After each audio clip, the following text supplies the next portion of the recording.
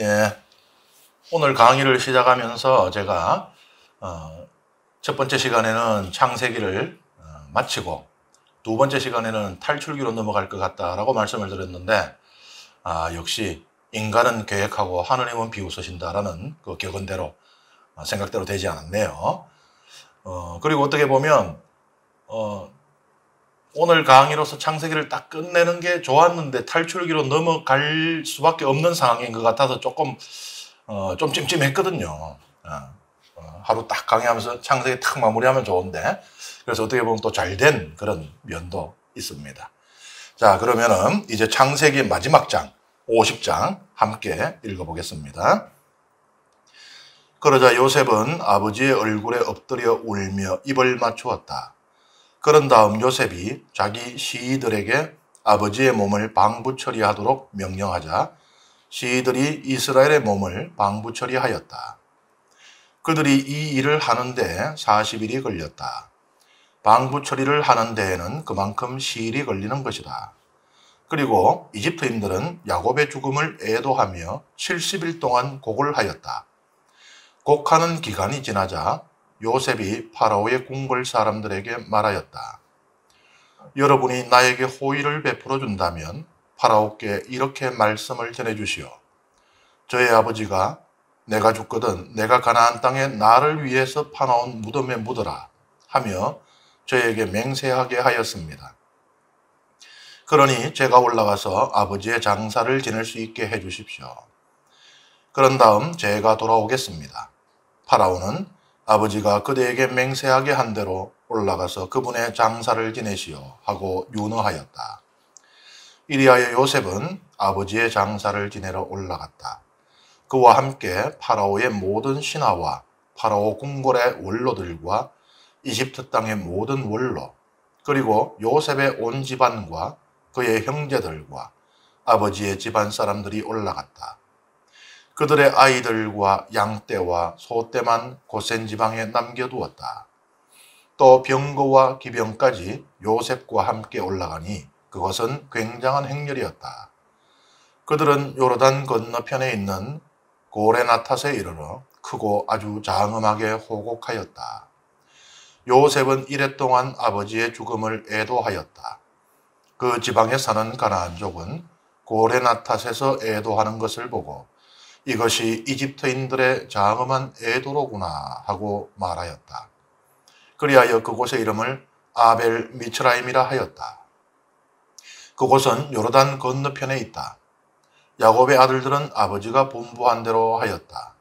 그 아들들은 아버지의 죽음을 가나안 땅으로 모셔다 막펠라 밭에 있는 동굴에 안장하였다. 그 밭은 마므레 맞은쪽에 있는 것으로서 아브라함이 히타이트 사람 에프론에게서 묘지로 사둔 것이다. 아버지의 장사를 지낸 다음 요셉은 형제들과 또 자기와 함께 아버지의 장사를 지내러 올라갔던 사람들과 더불어 이집트로 돌아갔다. 요셉의 형들은 아버지가 돌아가신 것을 보고 요셉이 우리에게 적개심을 품고 우리가 그에게 저지른 모든 악을 되갚을지도 모르지 하면서 요셉에게 말을 전하게 하였다.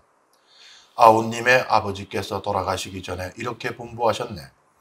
너희는 요셉에게 이렇게 전하여라. 너의 형들이 내게 악을 저질렀지만 제발 형들의 잘못과 죄악을 용서해 주어라. 그러니 아우님은 그대 아버지의 하느님의 이 종들이 저지른 잘못을 용서해 주게.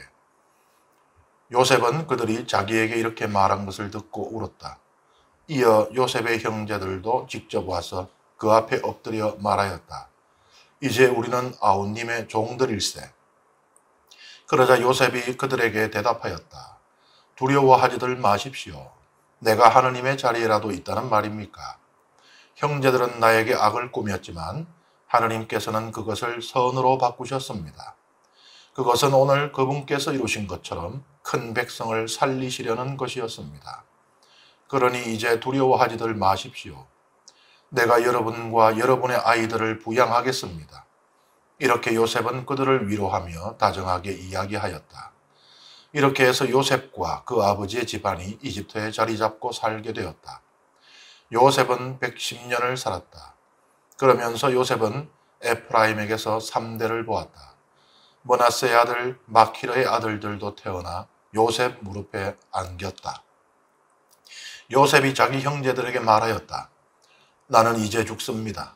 그러나 하나님께서는 반드시 여러분을 찾아오셔서 여러분을 이 땅에서 이끌어내시어 아브라함과 이삭과 야곱에게 맹세하신 땅으로 데리고 올라가실 것입니다. 요셉은 이스라엘의 아들들에게 맹세하게 하면서 일렀다. 하나님께서 반드시 여러분을 찾아오실 것입니다. 그때 여기서 내 유고를 가지고 올라가십시오. 요셉이 110살에 죽자 사람들이 그의 몸을 방부 처리하고 관에 넣어 이집트에 모셨다.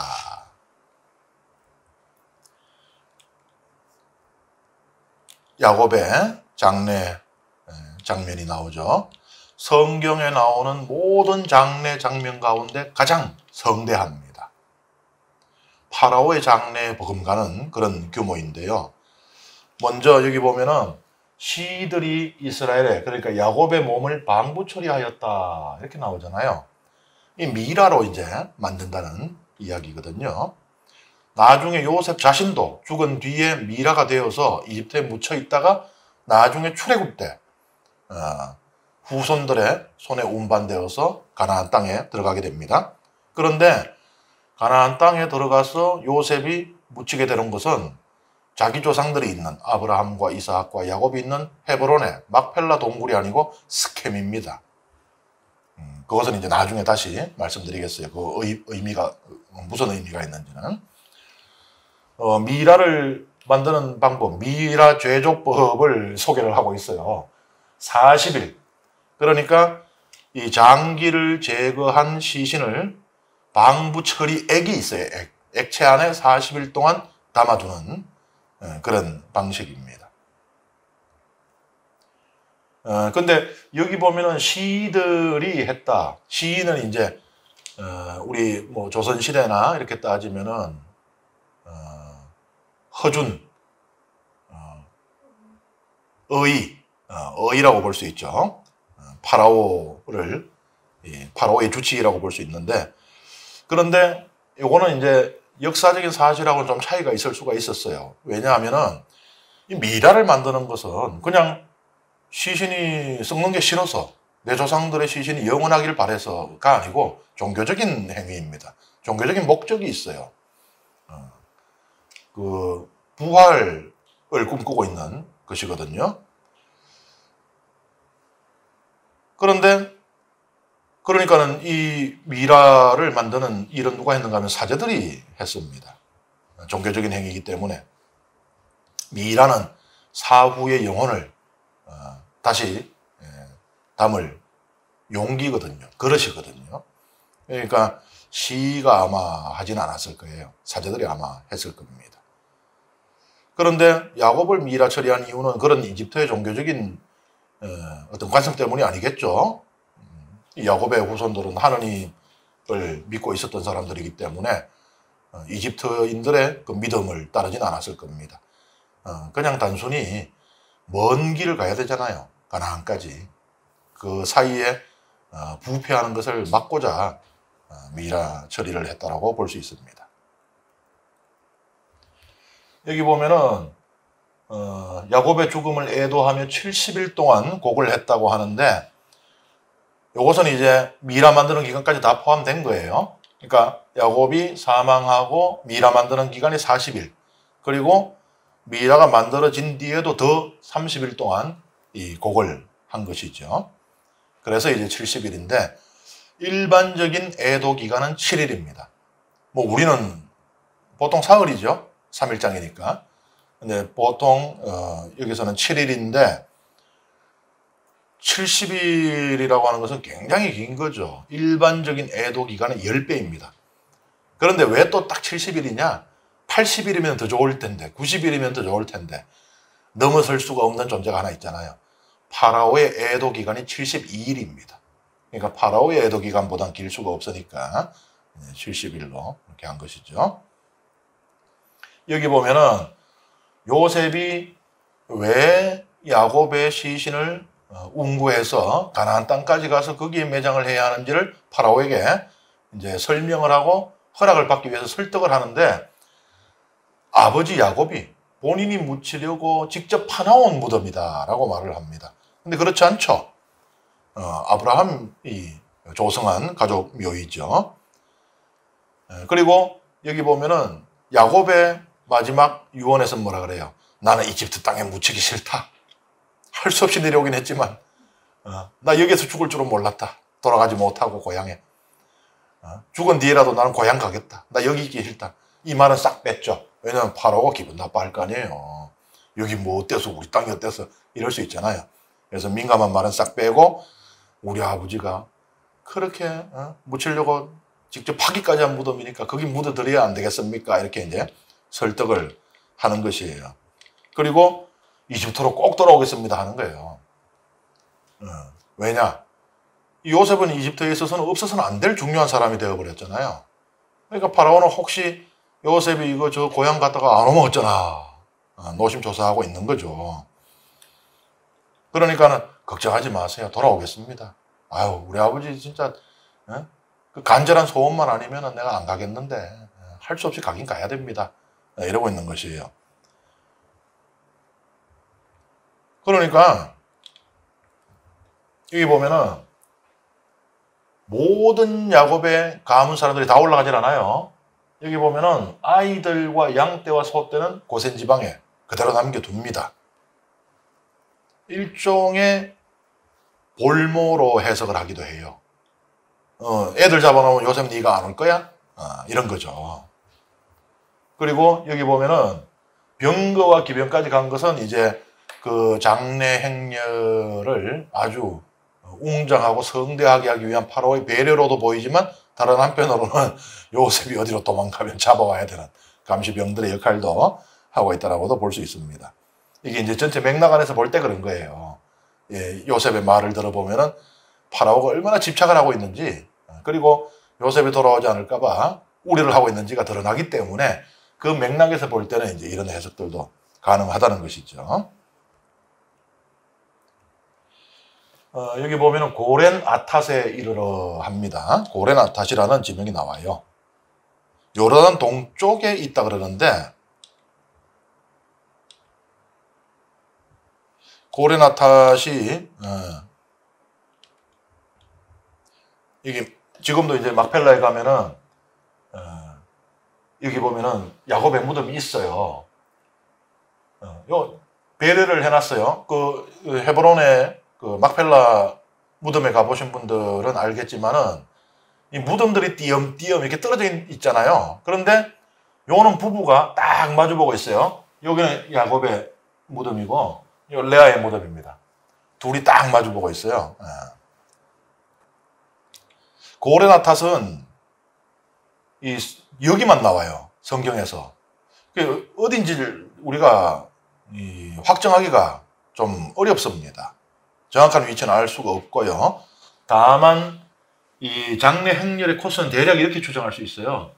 이 고센 지방에서부터 이렇게 해서 이렇게 가나안 땅으로 들어가는. 이거 뭐 또 오르는 거 없어요? 이 경로? 막 떠오르죠. 근데 벌써 떠오르시면 안 돼요. 우리가 탈출기 아직 안 했잖아요. 모르는 척 해야 됩니다. 지금은. 나중에, 이거 어디서, 나중에 탈출기 할 때, 이거, 이 행렬, 이 경로, 이거, 어디서 본 듯한데, 제가 아까 말씀드렸죠.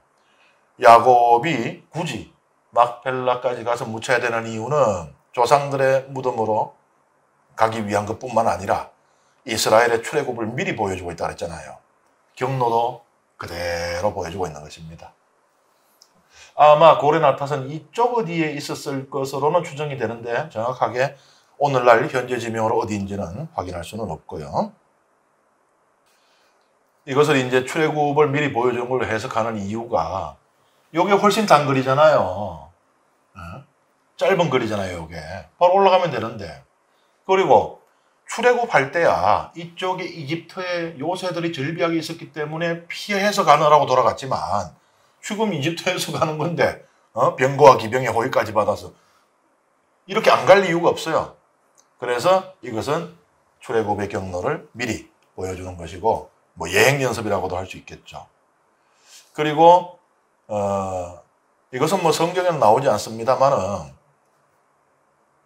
나중에 보면은 이스라엘 백성이 어떻게 해서 저가 꿀이 흐르는 가나안 땅으로 찾아가잖아요. 수백 년이 흐르는데요. 이집트 땅에 머문 지 400년. 그 뒤에 가게 되는데 이거 어떻게 거기 가게 되나? 모르겠어요. 애초부터 야곱 가문이 내려왔을 때부터 우리는 다시 언젠가는 고향에 돌아가야 된다. 그러니 아들에게 손자에게 집에 가는 길은 기억하도록 해야 한다 했는지도 모르겠지만 아마 이때 갔다 왔는 이 경로 이것을 뭐 기록까지는 아니더라도 기억을 해서 후손들에게 저기가 우리의 뿌리다. 저기가 우리가 돌아가야 할 고향이다. 라고 일러주고 해서 그 가운데 어떤 어른이 그 말씀을 기억하고 있다가 이제 출애굽해서 야반 도주해가지고는 정신없이 그냥 도망쳐 나와가지고 이제 어디로 가야 되나 할 때 내가 할아버지의 할아버지께 들은 기억이 어렴풋이 나는데 하면서 아마 일러줬는지도 모르겠어요. 그리고 고레나탓이 아까 어딘지 모르겠다 그랬지만은 거기에 또 새로운 이름이 붙습니다. 그 이름이 뭐냐? 아벨 미츠라임. 미츠라임은 이집트를 가리키는 히브리어예요. 그러니까 히브리어 성경을 읽어보면 이집트라는 단어가 없어요. 미츠라임입니다. 아벨 미츠라임은 뭐냐? 이집트의 애도예요. 이것도 또 뭐가 갑자기 또 막 떠오르죠. 온 이집트 백성이 애도할 일이 생기게 되죠. 그것도 모르는 척하고 나중에 우리 탈출기 볼 때 다시 떠올리면 되겠습니다.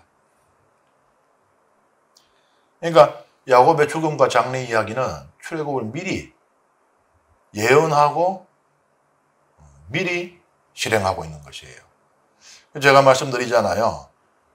이 모세 5경은 적어도 학자들에 따라서는 모세 6경 가기도 합니다만 적어도 모세 5경은 서로 다른 5권의 책이 아니라고요. 다 이어지고 있는 책입니다. 이제 아버지 야곱이 죽고 나니까 형제들이 걱정이 넓어졌어요. 이제 우리를 지켜주고 말려줄 아버지도 없는데 요셉이 우리한테 이제 해코지하면 어떡하지? 그런 생각을 하게 된 거죠. 그랬는데 요셉은 뭐라고 하느냐? 형님들은 나에게 악을 꾸몄지만 그러니까 그것이 잘못됐다라는 것을 일러줍니다. 그냥 괜찮아요. 여기서는 진정한 화해가 안 이루어져요. 시시비비는 가려야 됩니다. 잘못된 것은 잘못된 것이고요.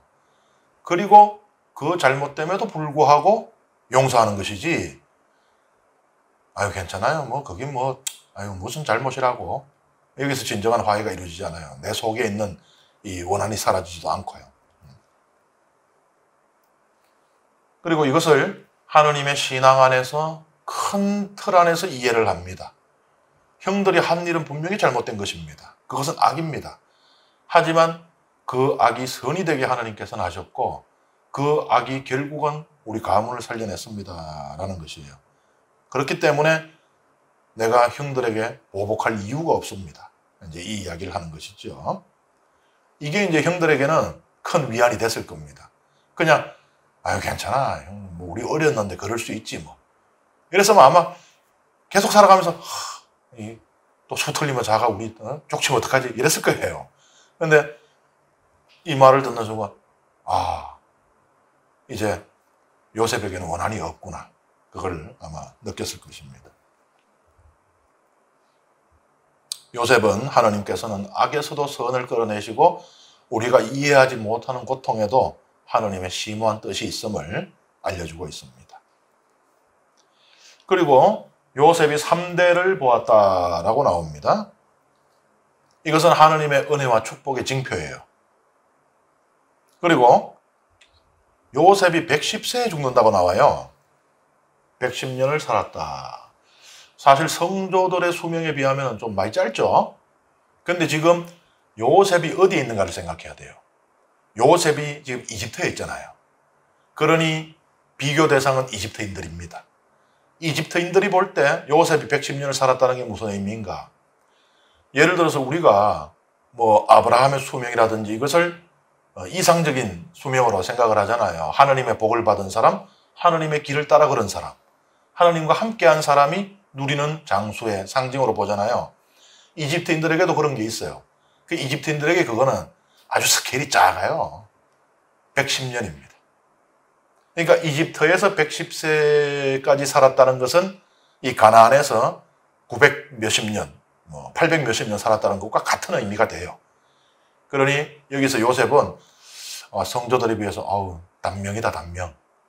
그게 아니고 이집트 사람들이 볼 때는 와, 저 사람은 참으로 하나님과 함께하는 사람이었구나. 그렇게 이해할 수 있는 수명이 110세인 것이에요. 고대 이집트인들의 참고로 고대 이집트인들의 평균 수명은 40세 조금 넘었다 그럽니다. 성조들의 수명을 보면요. 아브라함은 175세까지 살죠. 이삭은 180세까지 살죠. 야곱은 147세까지 삽니다. 그런데 제가 아까 말씀드렸어요. 지난 시간에 유다인들은 숫자에 대해서도 굉장히 민감하다고 그랬습니다. 이 숫자를 분해를 해요. 175라는 수가 나오기 위해서는 5 곱하기 5 곱하기 7을 하면 175가 나옵니다. 그런데 요 곱했던 요 숫자들을 다 더하면은요, 5 더하기 5 더하기 7을 하면 17이 나와요. 근데 이삭이 180세를 살죠? 180이라는 수는 6 곱하기 6 곱하기 5를 하면 180이 나와요. 요 수를 더하면 6 더하기 6 더하기 5를 해도 17이 됩니다. 야곱은 147세를 살아요. 7 곱하기 7 곱하기 3. 요거를 다 더하면 7 더하기 7 더하기 3을 해도 17이 나와요. 그러니까 성조들의 수명이 우리가 그냥 보면 다 시시막구미해요. 아니 수명이 늘었다가 줄고 통일성도 없어요. 뭐 계속 줄어간다든지 혹은 계속 늘어간다든지 어떤 일관성도 없습니다. 175, 180, 140 다 다른데 이렇게 놓고 보니까 똑같은 수가 들어가 있어요. 17이라는 수가. 그럼 이 17이라는 수가 무슨 수냐? 야훼 하느님이죠. 히브리어는 옛날에는 이 아라비아 숫자가 없어요. 그러니까 히브리어는 이게 철자의 역할도 하면서 숫자의 역할도 합니다. 요게 알레프라 그래가지고 그 히브리어의 첫 번째 철자예요. 우리로 따지면 기역입니다. 기역. 그러면 요게 1, 그 다음에 니어는 2, 디귿은 3 이런 식으로 숫자로 환원을 합니다. 야훼 이 철자를 숫자로 바꾸면요. 요게 1이라 그랬죠? 알레프가 1, 5, 6, 5가 돼요. 요거를 다 더하면 뭐냐? 17이 됩니다. 뭐예요? 성조들의 수명에 하느님이 들어있어요. 이거 왜 이렇게 해놨냐? 이것은 하느님께서 성조들의 삶 내내 그들과 함께 하셨다는 것을 의미하고 있습니다. 그 다음에 요셉의 그러면 수명은 어떻게 되느냐? 요셉의 수명은 110세예요. 이 110세에는 17이라는 숫자가 없어요. 그런데 뭐가 있느냐? 5, 6, 7. 자기 조상들의 수명에서 반복됐던 숫자들이 다 들어가 있어요. 그러면은 요셉은 하느님께서 함께 하셨던 이 성조들을 계승한다. 그런 의미가 되고 당연히 성조들과 함께 하셨던 하느님도 함께 하셨다. 이렇게 되는 것이죠. 그러니까 요셉의 수명에 17이라고 하는 야훼 하느님의 이 숫자가 들어가 있지 않은 이유는 그냥 하느님께서 요셉과 함께 하셨다만 이야기하고 싶은 게 아니라 하느님께서 당연히 요셉과 함께 하셨고 하느님께서 함께 하셨던 그 성도들의 맥을 계승했다라고 드러내기 위한 것으로 해석을 합니다. 그러니 아브라함, 이삭, 야곱 뒤에는 르우벤이나 레위나 유다가 아니라 요셉이 온다는 얘기예요. 요셉도 아버지 야곱처럼 신실하신 하느님께서 신실하시다는 것은 거짓이 없는 분, 약속을 반드시 지키는 분이라는 얘기니까 선조 아브라함에게 주신 땅으로 이끄실 것을 굳게 믿습니다. 그래서 자기 자신을 미라로 만들어라 그래요. 언제일지도 모르는데 실제로 400년이 지난 뒤에 가나안으로 들어가게 되거든요. 언제일지도 모르지만 하느님께서는 반드시 우리를 약속의 땅으로 이끄시리라는 그 믿음으로 자신을 미라로 만들도록 당부합니다. 그리고 이 요셉의 그 위대함은 여기에서 또 한 가지 우리가 찾아볼 수 있는 것이 뭐 자기도 야곱처럼 유언을 해도 돼요. 내가 죽고 나면은 즉시 조상들의 무덤으로 옮겨달라 유언을 해도 됩니다. 뭐 파라오도 죽은 사람까지 붙잡고 있을 이유는 없으니까요. 그런데 나중에 너희들이 반드시 약속의 땅으로 들어갈 것이다. 그때 나를 함께 데리고 가다오 해요. 이 뭐냐? 이집트에서 시련의 혹독한 삶을 견뎌내야 할 후손들과 함께 하겠다는 이야기예요. 그러니 이 하나님의 백성의 조상으로서의 자격이 있죠. 나중에 요셉은 이 스켐은 우리가 이미 그 디나의 사건에서 우리가 잘 알고 있잖아요. 시메온과 레위가 끔찍한 범죄를 저지르게 된 그 사건인데 스켐은 여기 있어요. 스켐은 요 두 산 사이에 있어요. 요 두 산 사이에 있습니다. 그리짐과 에발산 사이에 있는 그 스켐인데 거기에 이제 요셉의 무덤이 있다고 이렇게 그 전해져 내려오고 있습니다. 이렇게 해서 이제 우리가 창세기의 독서를 마쳤는데요.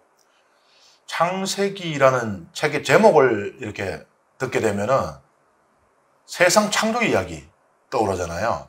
세상의 기원, 세상이 어떻게 생겨났는지 그것을 밝히는 책이라는 인상을 주는데 우리가 이 50장이나 되는 창세기를 다 읽어보았지만 사실 세상 창조에 관한 부분은 아주 작은 부분을 차지하고 있죠. 아주 일부입니다. 그러니까 책의 제목으로 좀 적절하지 않은 거 아닌가?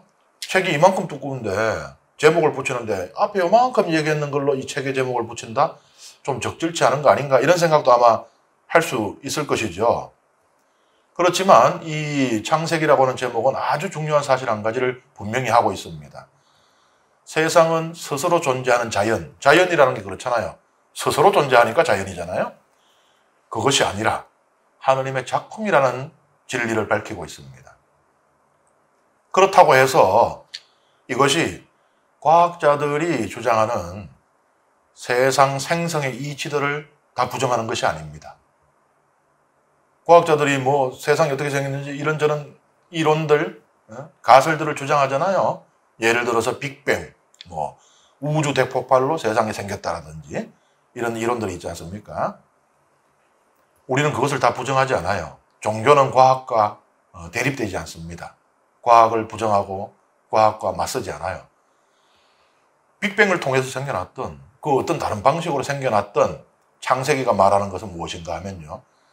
그것이 아무 이유와 목적 없이 이루어지지 않았다는 거예요. 우주 대폭발로 우주가 생겨났다 해도 세상에 생겨났다 해도 그 폭발이 일어난 데는 하느님의 의지가 적용했다는 것입니다. 하느님의 뜻으로 이 세상이 생겨나게 되었다는 것이에요. 그리고 창세기의 많은 부분은 이 하느님의 작품 가운데서도 탁월한 위치를 차지하고 있는 한 피조물에 대해서 말을 하고 있죠. 말하자면 창세기는 흙과 바람, 물과 불의 노래가 아니라 인간의 노래인 것입니다. 그런데 창세기를 우리가 읽어보면 창세기에 등장하는 인간들의 삶의 자리는 지금 우리의 것과는 사뭇 다르죠. 그렇기 때문에 성경의 인물들과 공감하기가 쉽지 않아 보여요. 너무 다른 사람들인 거예요. 그런데 우리가 읽어봤지만 의외로 이입이 돼요. 감정이. 이야기에 몰입이 돼요. 공감이 돼요. 왜 그럴까? 일단 사람 이름부터 함은식이라는 이름이 아니고 뭐 아브라함이라든지 우리 할머니들은 발음도 하기 쉽지 않은 이름들. 그리고 뭐 가나안이 어쩌고 이집트가 어쩌고 아니 경상도 밖에도 나가본 적이 없는 판에 무슨 어디 뭐가 붙었는지도 모르겠는데 그리고 뭐 나오는 것들 보면 낙이 한 번도 못 봤는데 그런데도 의외로 이게 이야기가 와닿고 공감이 된단 말이에요. 그게 왜 그럴까? 우리가 읽었잖아요. 솔직하게 그 인물들이 자기의 내면을 다 드러내고 있습니다. 그것 때문이에요. 그래서 전혀 다른 때에 지금으로부터 수천 년 전에 전혀 다른 곳에 10,000km 정도 되는 그곳에서 벌어진 결코 일상적이지 않은 사건들, 하느님께서 갈라진 짐승 사이로 지나가는 게 그게 일상적인 일입니까? 그 다음에 노예로 팔려가 죽을 뻔하다가 한 나라의 재산까지 되는 게 일상적인 일은 아니잖아요. 그런 일들을 겪은 인물들인데 우리가 그것을 잊을 정도로 우리와 비슷합니다. 그래서 그 인물들의 이야기를 들으면서 나도 그런데 이런 생각을 하게 되는 것이죠. 그들이 보여주는 탐욕과 욕망, 두려움과 거짓, 집착과 질시 우리 안에도 있는 것이잖아요. 그런데 아브라함부터 쭉 이렇게 우리가 읽어왔어요. 아브라함, 이삭, 야곱, 요셉, 탐욕과 욕망, 두려움과 거짓, 집착과 질시 우리가 그것을 보았는데도 우리는 그들을 성조, 거룩한 조상들이라고 부릅니다. 왜 그런가? 많은 이들이 거룩한 사람, 거룩함이라는 말을 들을 때 자신들은 절대로 닿을 수 없는 특별한 사람들이라는 생각을 할 거예요. 종종 극기와 고행, 절제와 희생을 거룩함에 이르는 유일한 길처럼 생각하기 때문에 그렇습니다.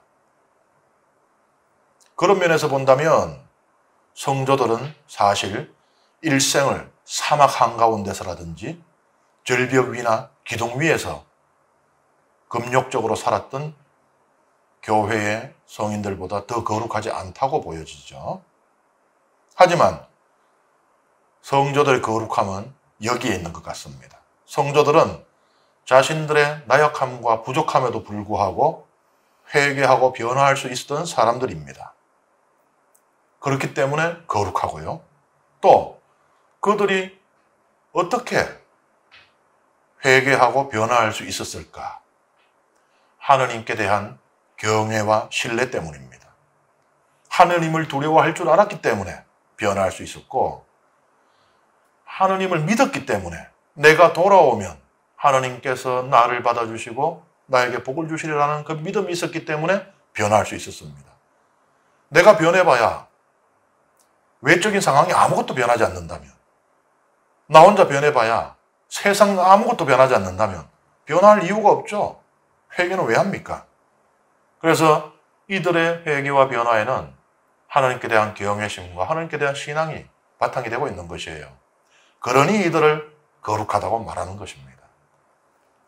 이렇게 볼 때 창세기는 인간은 변화가 없는 평면적인 존재가 아니라 신앙 안에서 되어가는 입체적인 존재이며 그 되어감의 목적지는 성인임을 알려주고 있습니다.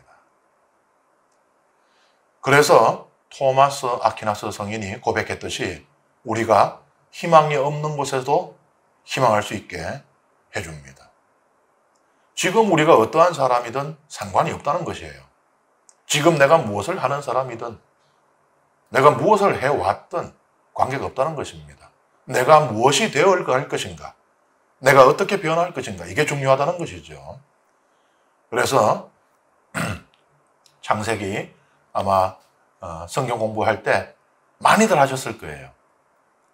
뭐 뒤에 지혜문학이나 여기까지는 못 가고 포기했더라도 예언문학 들어갈 때 좌절을 했더라도 적어도 신앙생활하면서 성경 좀 공부해볼까 하면은 창세기는 안 하진 않았을 거예요. 하면은 창세기에서 많은 신학들이 나오죠. 주로 이제 계약에 대한 이야기들을 많이 하게 되죠. 구원과 계약. 그런데 저는 그런 이야기들은 여러분들이 다른 훌륭한 강사 신부님들 또 교재를 통해서 많이 들으셨잖아요. 저는 창세기의 결론을 이렇게 내고 싶습니다. 창세기는 우리 모두가 지금 어떠한 사람이든 다 성인이 될 수 있다라고 격려하는 책이라고요. 그래서 우리는 창세기에 등장하는 성경 인물들과 함께 변화되려고 노력하면서 희망을 갖고 그렇게 살아갔으면 합니다. 창세기 강의 여기서 마칩니다. 감사합니다.